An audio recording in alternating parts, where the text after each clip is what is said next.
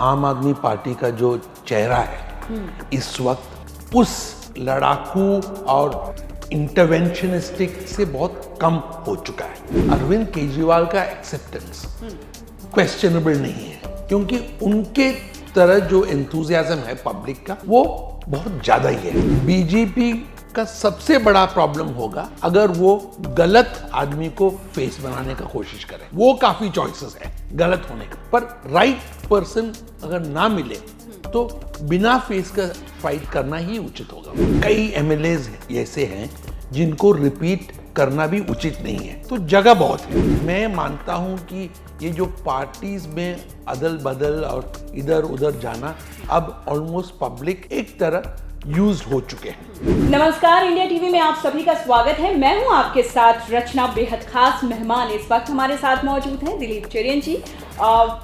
इनको वैसे तो किसी परिचय के ये मोहताज नहीं है, लेकिन फिर भी अपने दर्शकों को मैं बता दूं कि इमेज गुरु और पॉलिटिकल एनालिस्ट के तौर पर ये जाने जाते हैं। आपका बहुत बहुत स्वागत है। थैंक यू सर, महाराष्ट्र खत्म हो गया, अब बारी दिल्ली इलेक्शंस की है। दिल्ली में आम आदमी पार्टी को लेकर आप क्या सोचते हैं? क्योंकि जिस तरीके से 2015-2020 में वो आग दिखाई दे रही थी, वो 2024 में थोड़ी सी मध्यम दिखाई दे रही है। मुझे लगता है कि जो आम आदमी पार्टी का जो चेहरा है इस वक्त उस लड़ाकू और इंटरवेंशनिस्टिक से बहुत कम हो चुका है। इसका दो कारण है। एक तो ये जो लिकर स्कैंडल लेके जो बहुत दिन चला मुकदमा और कई चीजें, और अरविंद जी को जेल भी जाना पड़ा। उससे भी ऊपर ये है कि तीसरी टर्म जब आना है तो लोगों में भी उतना उत्साह होना ऑलमोस्ट असंभव है।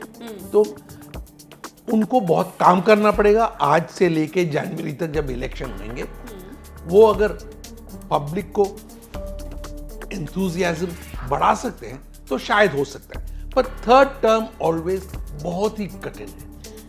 थर्ड टर्म कठिन हो सकता है, लेकिन केजरीवाल का एक चेहरा आम आदमी पार्टी की तरफ से सामने है।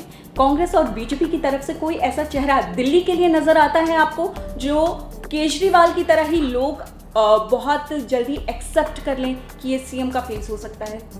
देखिए, मुझे लगता है कि अरविंद केजरीवाल का एक्सेप्टेंस क्वेश्चनेबल नहीं है, क्योंकि उनके तरह जो एंथुजियाज्म है पब्लिक का वो बहुत ज्यादा ही है।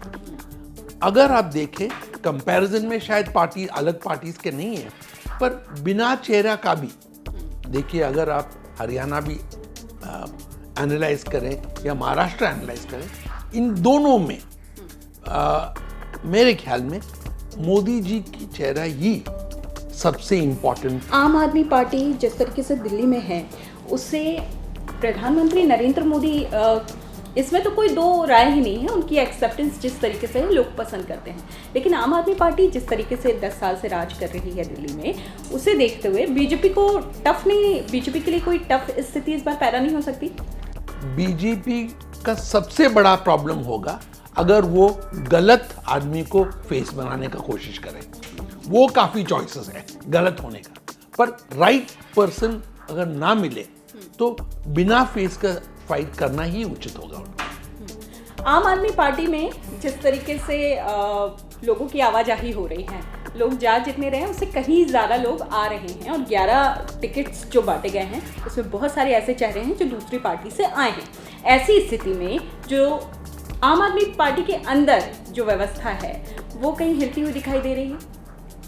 देखिए, आम आदमी पार्टी एक असंतोष पार्टी कार्यकर्ताओं में, असंतोषित होना नॉर्मल है, और कई एमएलएज ऐसे हैं जिनको रिपीट करना भी उचित नहीं है, तो जगह बहुत है। मैं मानता हूं कि ये जो पार्टीज में अदल बदल और इधर उधर जाना अब ऑलमोस्ट पब्लिक एक तरह यूज्ड हो चुके हैं, पर जो पार्टी वर्कर हैं उनके लिए अगर आप एक ऐसा चेहरा लाए जिनके खिलाफ उन्होंने काम किया हो 5 बार या 2 बार या जो भी है, तो मुश्किल हो सकता है। पर ये उलट पुलट से खास फायदा पार्टीज को होता है मैं नहीं मानता हूँ। मैं मानता हूँ कि थोड़ा सा डैमेज होता है, पर जितना डैमेज हम सोचते हैं उतना डैमेज शायद नहीं हो।